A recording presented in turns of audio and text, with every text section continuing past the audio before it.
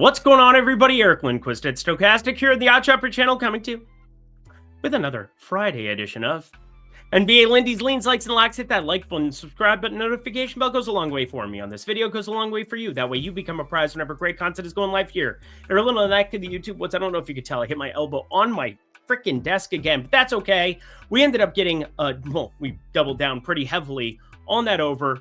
We got Milwaukee and Brooklyn all the way through, and that was kind of the key to the day. There were a couple of other calls that ended up popping up for me that weren't even as good, a couple of half-unit losses. But overall, when I ended up 3 units in, it went from 214 down to 207. Had the 1 unit play on the 214, then you get Giannis and Dame Lillard ruled out. But yet I stuck to my guns, felt good. Over 207 cashes in a monster way there. Shout out Brooklyn there. Kind of mad I didn't jump in on Brooklyn at plus, was +6 where it ended up closing at, but +9.5 was available pretty much the whole day. And I thought, that's a pretty good way of kind of like combining that with that over, because the over would have looked insane with Giannis and Dame in. But hey, we ended up cashing everything across the board with that one. If you jumped in, again, that 217.5 that was available there ended up dipping to 214 almost instantly after recording, ended up there. And then the 2 unit slam that I posted over on X at over 207. That felt good. That felt really good. But we got to continue on. We can't gloat. We also can't just celebrate one play. We need to win a lot of plays here over this NBA season. You can do so signing up for Lindy50 down there, the premium Discord. Would love to see you there. But without further ado, we've got, 8 games on the board? 8 games. Producer Jordan Klein, last day for him. Very excited. You should all give him some love by hitting that like button. Let's get to the picks. Our first game right out the gate, New York taking on Orlando here in this one. And lots of interesting pace metrics because, again, I mean, that's kind of what I've been into here over the course of the last few weeks. I feel really good about my player-by-player simulations. Talk about them a lot. If you don't know what I'm familiar with, dunksandthrees.com. That is really an awesome building block. And then, well, you can build out a lot of cool stuff in Excel. And that's what I've been excelling at. New York, though, they've been bringing pace just about every single time. And one of the better offensive teams in basketball this season. It's funny because without Hartenstein, they've been one of the worst defensive teams as well. But that's going to continue to be just like a fun talking point here with Karl Anthony Towns. Can you win an NBA title here with him as your number 1 or 1B next to Jalen Brunson? We shall find out, but I doubt it. The East is really tough, and it's a gauntlet here against those wings and Jaylen Brown and Jason Tatum. But 212 against Orlando. Orlando's on a back-to-back here. I'm not sure even if Jalen Suggs plays on the back-to-back, which kind of helps and kind of hurts because offensively he's the best that they got here at the moment. But Trevelin Queen now starting day in, day out. I don't really value his defense by any means. And of course, no Mo Wagner offensively off the bench here for Orlando. Tougher for them to generate offense going forward. But I will say 212 is just a lower number than I was anticipating here at the jump. I jumped in it because I've got this closer to 216. Now, I'm not going to lock it here. You get some of that unpredictable stuff here from Orlando on a back-to-back. Again, the health of Jalen Suggs. We don't have an injury report to look at here night before for these teams on back-to-backs. We never really do. But I think we can kind of use better judgment and assume that, they fell apart there towards the end against Miami. Had a really hard-fought game. There's a world where he ends up sitting and Orlando ends up punting this one. Indy at Boston coming up next. And one of my favorite things that we've talked about all season long, and I've only pulled the trigger on a few times, is this idea of taking a bench player who you know closes out when you're 15, 16 points up, like a Boston team that's up 15 and 16 a lot in these games, and combining it with a player prop, combining it specifically with that guy off the bench. And Peyton Pritchard, his usage is out of control, especially if we end up getting news to break where Drew Holiday sits again. He was an unexpected removal from the Christmas Day lineup. They end up losing to Philadelphia as a result. He was somebody that I think they wanted roaming around on Tyrese Maxey. It ended up being Derek White out there, and Tyrese Maxey had himself a ball game. Joel Embiid, that weird ankle sprain, bunch of weird stuff that ended up coming to fruition there. But Yabusele made just about every single shot because I jumped in on some of those props and pick'em cards. Felt good to be able to cash a couple of those for the people in the Discord. But Peyton Pritchard, 15 plus points, plus Boston money line. That's something you'll see a lot, put in the corner a lot when it comes to these type of games. Indy going to be playing here on a back-to-back. Boston fully rested, but you don't know about Drew Holiday, and Kristaps Porzingis also questionable there. So Peyton Pritchard, I want to see these opening numbers. 12.5 has been his opening number. With Drew out, it moved to 14.5 last time. I always use historical prop data as kind of my main building block point for these leans, but I'm very, very interested in this one. I think most of you know how interested I am in Peyton Pritchard props night before. I just need to see them first here. But this is, I think, a really good way of combining the upside of Boston because you're not playing minus 425. It's actually higher most other places. San Antonio taking on Brooklyn in this one, and Brooklyn on a back-to-back. Hey, shout out, an unexpected win there against Milwaukee, but you got Giannis and Dame sitting in that. I'm just thankful to them that, well, they knocked down enough shots because it was looking bleak there at the tail end of the first quarter because the first quarter got off to a rampant start. And I was like, oh, 219 and a half live lines felt good. And then all of a sudden, nobody could make a shot. But we found a way to cash everything across the board there for the people who jumped it at 214. Again, after this got recorded, that ended up being the first available line. It moved like 4.5 points within like 20 minutes. And then it moved to 207. Anyway, we've already rehashed all of that. There's no use. Hopefully you double down there. 2-unit play. You never see those in the premium Discord. And that's what it was at 207. Ends up closing, I think it was 216. I think 216 was the total in that one. 116. Yeah, that was what it was. 216. Oh, yeah, San Antonio at Brooklyn. Let's talk about this one where Victor Wembanyama set the world on fire. I mean, absolute insanity from him, but I'm specifically happy with Chris Paul cashing that ticket. We had over 8.5 points at plus money in the premium Discord and on this video. In fact, the video 3-0 on likes and locks on Christmas Day. Ooh, that felt good. That felt good. 4-1 if you want to count the leans, but the leans, again, are not plays unless specified otherwise, or they get added there in the premium Discord. So keep that in mind. That's why we develop things this way. But you look at some of the pace metrics for Brooklyn. It's going to be weird because Ben Simmons, there are reports that he could potentially play on a back-to-back, and we never really see it. And I didn't run any simulations with him in because I just kind of assumed that he was going to be sitting. So I had to do some stuff in the background covering this. We're recording a little bit later than what I normally might, but we had to get all of the lines here. And this was the one, well, one of the few ones that matriculate in here in the middle of the day. And I do think the total is interesting, but San Antonio laying 6 is even a little bit more interesting. Once again, the rest advantage for them here. They play on Christmas Day. Brooklyn plays on Thursday. And then Brooklyn plays on Friday, flying back home to take on San Antonio in this one. A team that's starting to get the pieces together. And yes, they ended up falling apart against the Knicks, but the Knicks are a better basketball team in its current iteration. They got enough from McBride and Achua off the bench, which isn't always the case. I mean, it's generally been Karl Anthony Towns who had one of his worst games as a New York Knick there in that last outing. But Victor Wembanyama continues to impress. However, the prop numbers at opening are pretty efficient here across the board. I've gone through them a couple of times, not finding a lot that I'm all that interested in. There's a couple of pick'em plays that might show up there in the premium Discord tomorrow, but San Antonio -6 is going to be the lean for me. I have this closer to 7. Again, that's not enough of a gap when you're talking -110 for us to actually make it an official play. Let's bet against my team, shall we? The Timberwolves taking on Houston, 1.5-1, the prevailing numbers that you find across the industry. But there's a +105 lingering at Bet365, and Bet365 has had some of the better numbers to be betting in the NBA streets on props, totals, and the likening. And, well, now we get to go to a money line because I think Houston on a back-to-back here, they were able to kind of trim down some of the minutes on the main guys. They just took advantage of New Orleans. I don't know what New Orleans is going to do here at the deadline, but they got to figure out something. But not a single starter had to play more than 31 minutes. The guy who played the most minutes on the entire team, Amin Thompson. But then Cam Whitmore, 27 minutes for him, was able to just shut the game down, 27-4-1. Cam Whitmore is one of those guys that when you get that second unit run, because he's been with the G League team here for quite a while here, he gets that second unit run. If he gets hot, he's just going to keep chucking. And boy, oh boy, did he there in that spot. We'll say we had Reed Shepherd, only 18 minutes for him. Cam Whitmore getting a lot more of that second unit usage, something to pay attention to from a prop perspective. As for my Timberwolves, well, they ended up just slamming their body down and winding it all around, Spice Girls style, against the Dallas Mavericks on Christmas Day. But Luka Doncic got dinged up in that one. Dallas didn't really have an identity there in that second half. They did make a good run at the top of that fourth quarter, but Minnesota at least found a way to walk out of that one with a W. And we needed a W in Texas and not the George Bush version. We needed a W as the Minnesota Timberwolves, and yet I think this is a really tough spot. Yes, Houston is also on that back-to-back, but as I said before, not a ton of minutes going their direction. So I have a half-unit play here. Small play, smallest play that I have on the board for anything, I think. Well, yeah, I mean, it's plus money, so it's the true half unit rather than like the 0.55 units if we're being exact. +105, Houston money line, Bet365, damn good find. Let's suck it to you one more time. Get it and check out the premium Discord. We're at the halfway point, friends. 50% off using code Lindy50. There's still a bow there on your screen. And why is that? Well, because it's still the holiday season. If you guys want to sign up and check out everything in the premium Discord, want to know just how much I ended up firing there on the old total there in Brooklyn, Milwaukee, I'm done talking about it, I promise. Well, you can see in the premium Discord, we can talk through the process of that.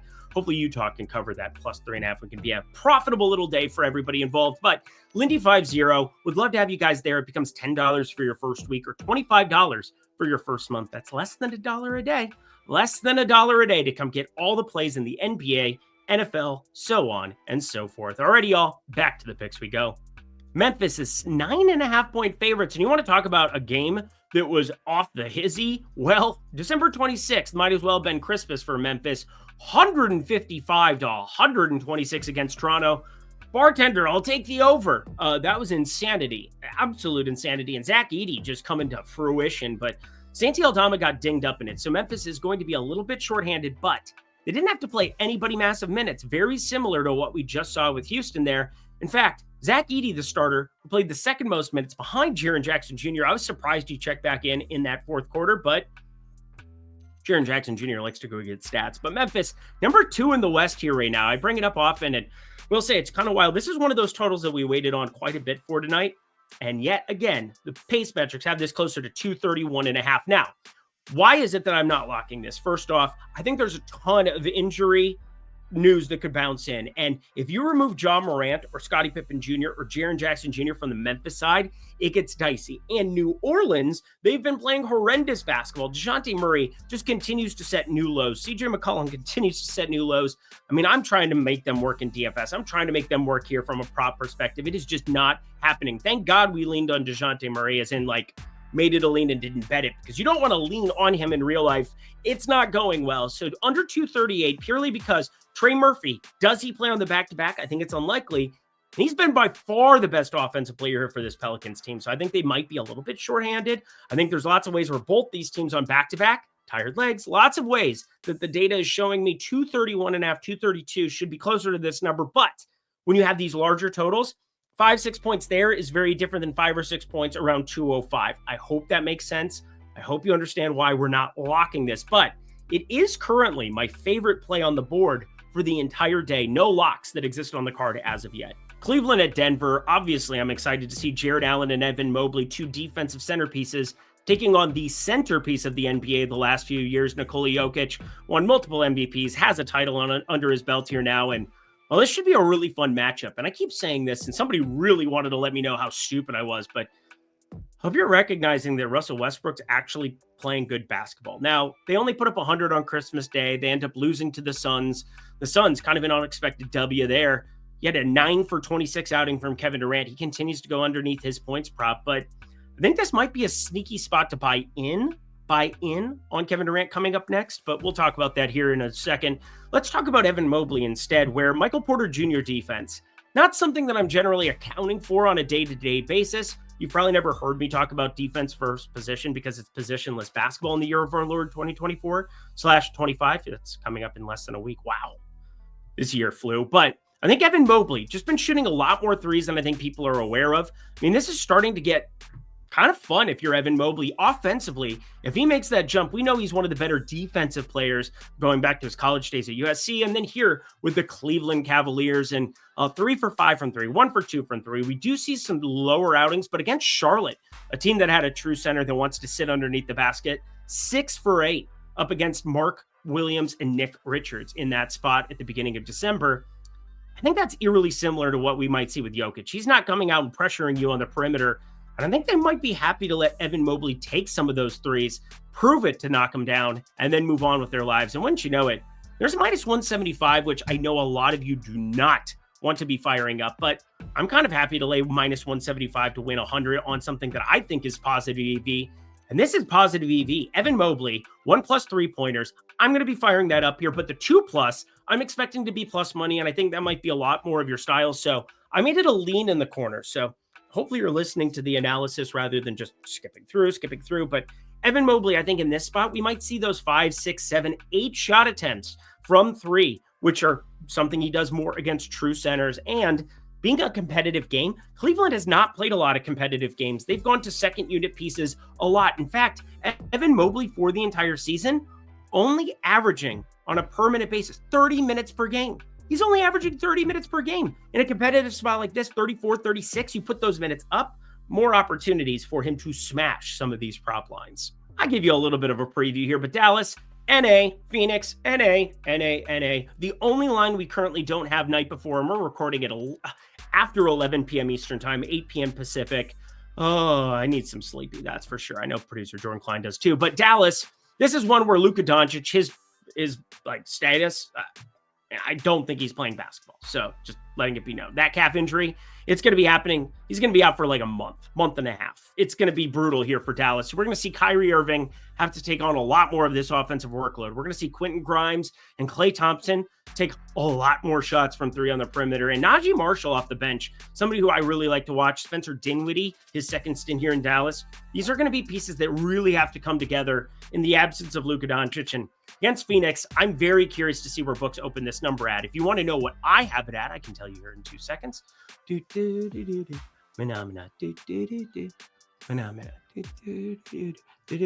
just ran the simulation. I do have Phoenix as a 1-point favorite here in this spot, and I'm expecting this number to actually open a little bit wider.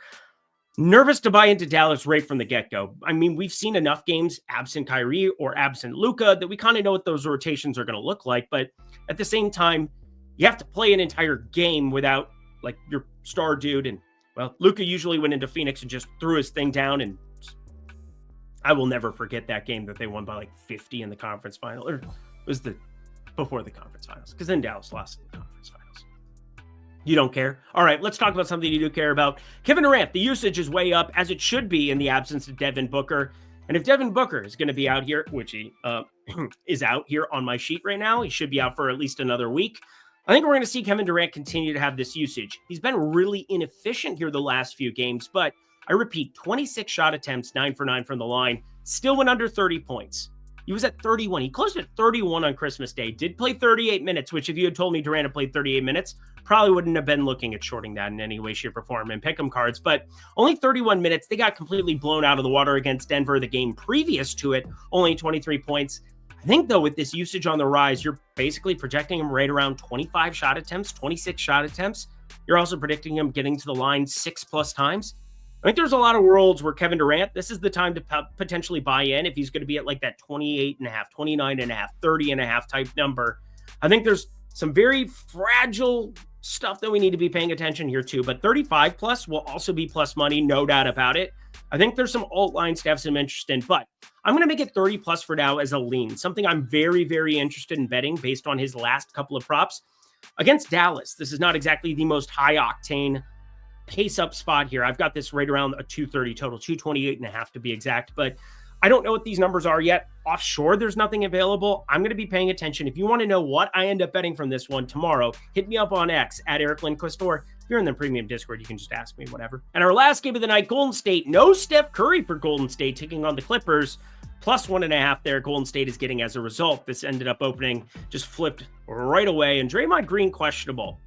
Draymond Green's a lot less effective with Steph Curry out on the floor. That shouldn't surprise anybody. Steph Curry's awfully good at offense, and Draymond Green not looking for a shot on the daily. I think those are two things we can kind of know about him. But you look at this Clippers team, and I'm so impressed by the fact that they've been finding ways to win and be effective in the absence of Kawhi Leonard. And they've just been biding their time. And Kawhi Leonard got back for a full practice today. They said they're going to keep him out for another week or so, but that time's coming close. And Golden State at 15-14, the Clippers at 17-13. This is a pretty big basketball game for the end of December, in the post-Christmas era here. But the Clippers, I do expect this number to continue to get wider. I expect the Clippers to get money down on it. I'm just warning you against it because purely I see -3 is kind of the efficient number. And when you're talking -110, probably not a whole lot to mine out of it. But the money line is where it's at. -125, purely because if you're able to jump in on this inside of -135, not only is it a great parlay piece, but I think that there's a lot of worlds where I'm not necessarily looking for that cover. But with Draymond Green out, that's defensively a huge piece for this team. And I do think this is one that, that total, 218.5, you're probably going to see that go up with Draymond Green being out as well. I've got this closer to 223. So I haven't bet that one. Haven't bet the this, but I have taken the Clippers money line just as kind of a holder piece here for me. Half unit as of right now, 0.6 basically to win right around the 0.50 units. Let's get ourselves the heck up out of here. And that does it for a Friday edition of NBA Lindy's Leans, Likes, and Locks. You know what to do. Go to that comment section below. Let me know your favorite plays that exist on the board for this fantastical little slate that we have before us. Lots of games, lots of opportunity to make some money. And now the NBA schedule goes back to semi-normal. I also will have producer Jacob back on hand. Everybody say thank you to Jordan Klein down at the link below. You probably know him from the Stochastic YouTube channel, one of my good friends in this world. I really appreciate him staying up late with me over the holidays, putting in that extra work, Devin. Don't give up. I love that commercial. Until next time, friends, check out Lindy50 if you guys want to sign up for the premium Discord. Let's keep it rocking. Let's keep it rolling. I'm Eric Lindquist. Best of luck in the NBA streets on Friday.